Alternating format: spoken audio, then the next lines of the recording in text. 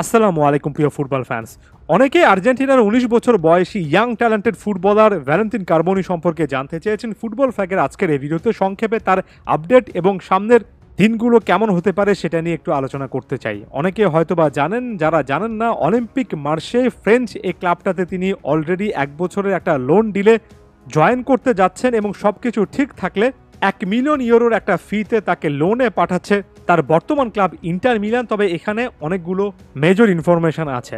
প্রথমত, ইন্টার মিলানের সঙ্গে ২০২৯ সাল পর্যন্ত একটা চুক্তি কিন্তু ভ্যালেন্তিন কার্বোনি করে ফেলেছেন। তারপর অলিম্পিক মার্সেতে একটা লোন ডিলে চলে এসেছেন। অনেকটা গত সিজনের মতো একটা সিনারি কিন্তু দেখা যাচ্ছে। গত সিজনে তিনি ইতালিয়ান ক্লাব মনজাতে গিয়েছিলেন এবং এর আগে ইন্টার মিলানের সঙ্গে চুক্তিটা এমন একটা জায়গায় রেখেছিলেন যাতে করে কামব্যাক করা যায় এবং ফিরে আসলে ইন্টার মিলান এবং ফিরে আরও একটা লোন ডিলে অন্য একটা ক্লাবে গেলেন। তবে একই সঙ্গে অলিম্পিক মার্সেকে একটা বাই ব্যাক অপশন কিন্তু দিচ্ছে তার বর্তমান ক্লাব ইন্টার মিলান। যদি একটা সিজন পরে তাকে কিনতে হয়, ৩৫ মিলিয়ন ইউরোর একটা বাই অপশন কিন্তু অ্যাক্টিভেট করতে হবে, অর্থাৎ আপফ্রন্ট ৩৫ মিলিয়ন ইউরো দিতে হবে।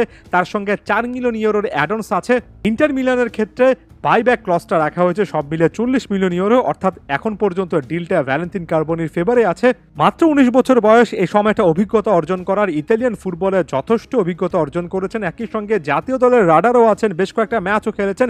এবার ফ্রান্সে একটা নতুন মিশনে যাচ্ছেন এবং ফ্রেঞ্চ ফুটবলের স্টাইলটা হয়তোবা শেখার চেষ্টা করবেন এবং সেখানে অন্তত একটা বছর থাকবেন। এই অভিজ্ঞতাও কিন্তু কাজে আসবে। আমি বারবার করে বলি, মাত্র ১৮ বছর বয়সে, ১৯ বছর বয়সে আর্জেন্টাইন এই প্লেয়ারদের এই মুহূর্তে যেটা সবচেয়ে বেশি করে নিশ্চিত করা উচিত সেটা হচ্ছে গেম টাইম। তারা যত বেশি ম্যাচ খেলবেন তত বেশি অভিজ্ঞতা অর্জন করতে পারবেন। তাই বড় একটা ক্লাবের বেঞ্চে বসে থাকার চেয়ে অনেক সময় অন্যান্য ক্লাবে গিয়ে, মধ্যম সারির ক্লাবে গিয়ে সেটা এক্সপ্লোর করা যথেষ্ট ভালো একটা অপশন। অলিম্পিক মার্সে ফ্রেঞ্চ ফুটবলে পরিচিত একটা দল। লিগ ক্যাম্পেন, ঘরোয়া ট্রফিগুলো খেলার পাশাপাশি যে কোনো ইউরোপিয়ান ট্রফি খেলারও কিন্তু এক্সপিরিয়েন্স হবে, যেটা ভবিষ্যতে আর্জেন্টিনা জাতীয় দলে কাজে লাগবে। এরপর ভ্যালেন্তিন কার্বোনির প্লেইং প্রোফাইল সম্পর্কে একটু আলোচনা করতে চাই। যদিও জাতীয় দলে সাম্প্রতিক সময়ে আনহেল ডিমারিয়ার একটা রিপ্লেসমেন্ট হিসেবে তাকে তৈরি করার কিছুটা চেষ্টা দেখা যাচ্ছে, তবে অন্যান্য অনেক প্লেয়ারের মতো তিনিও কিন্তু একজন প্রপার নাম্বার 10 বা সাপোর্টিং স্ট্রাইকার বলা যেতে পারে। অ্যাডভান্সড প্লে মেকার হিসেবেও তাকে অনেকে আখ্যা দিয়ে থাকেন।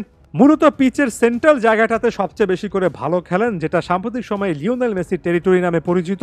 কিংবা অ্যাটাকিং মিডফিল্ডার হিসেবে একটা যদি ফ্রি রোল তাকে দেওয়া হয়, যদি স্পেস দেওয়া হয়, সে জায়গা থেকে ভ্যালেন্তিন কার্বোনি তার স্কিলগুলো দেখাতে পারেন। একই সঙ্গে উইংও যে খেলতে পারেন সেটা তো আমরা সাম্প্রতিক সময়ে দেখেছি। খুব ভালো পাসিং স্কিল আছে, খুব ভালো ভীষণ আছে, যে জিনিসটা সত্যিকার অর্থে তার ক্ষেত্রে আলাদাভাবে বলা যেতেই পারে। ক্রিয়েটিভলি গিফটেড, টেকনিক্যালি সাউন্ড একজন ফুটবলার। তার বল কন্ট্রোলটা আমার অনেক ভালো লাগে। ফাস্ট টাচ এবং যেভাবে বল কন্ট্রোল করেন, যেভাবে ড্রিবল করতে পারেন এবং পেস বা অ্যাক্সেলারেশন দেখাতে পারেন, সব মিলিয়ে আরও একটা কিন্তু ফাইনাল থার্ডে কমপ্লিট প্যাকেজ। একই সঙ্গে মিডফিল্ডেও কন্ট্রিবিউট করতে পারেন ওয়াইড মিডফিল্ডার পজিশনে, এমন একটা প্লেয়ার।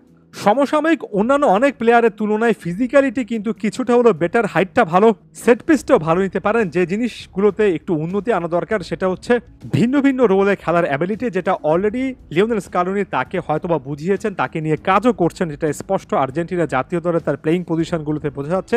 তিনি যদি উইংয়ে খেলতে পারেন, স্পেশালি রাইট উইংয়ে যদি খেলতে পারেন এবং right wing, right half space এবং প্লে মেকিং পজিশনে যদি আসলে সুইচ করতে পারেন, সেটা ভবিষ্যতে তার জন্য যথেষ্ট ভালো হবে। ভবিষ্যতে আর্জেন্টিনার ওই সকল পজিশনে সত্যিকার অর্থে রিপ্লেসমেন্ট লাগতে পারে। তার চেয়ে বড় কথা, ক্লাব ফুটবলে ভ্যালেন্তিন কার্বোনির কাছে সময় আছে নিজের ওভারঅল এক্সপিরিয়েন্সটা বাড়ানোর, একই সঙ্গে স্কিলগুলো নিয়ে কাজ করার। তাই এই ডিলটাকে যথেষ্ট পজিটিভলি নিচ্ছি। অলিম্পিক মার্সেতে তার পারফরমেন্সটা ট্র্যাক করার চেষ্টা করবো এবং সাম্প্রতিক সময়ে বিশেষ করে এই ট্রান্সফার উইন্ডোতে বেশ কয়েকজন আর্জেন্টাইন ফুটবলার কিন্তু আস্তে আস্তে ইউরোপিয়ান ক্লাব বেছে নিচ্ছেন। এই জিনিসটা এখন পর্যন্ত পজিটিভ। জাতীয় দলের আশেপাশে নিজেদেরকে ওই পাইপলাইনটার মধ্যে আনতে হলে এমন টাইপের মুভ এক কথায় অবশ্যম্ভাবী ছিল।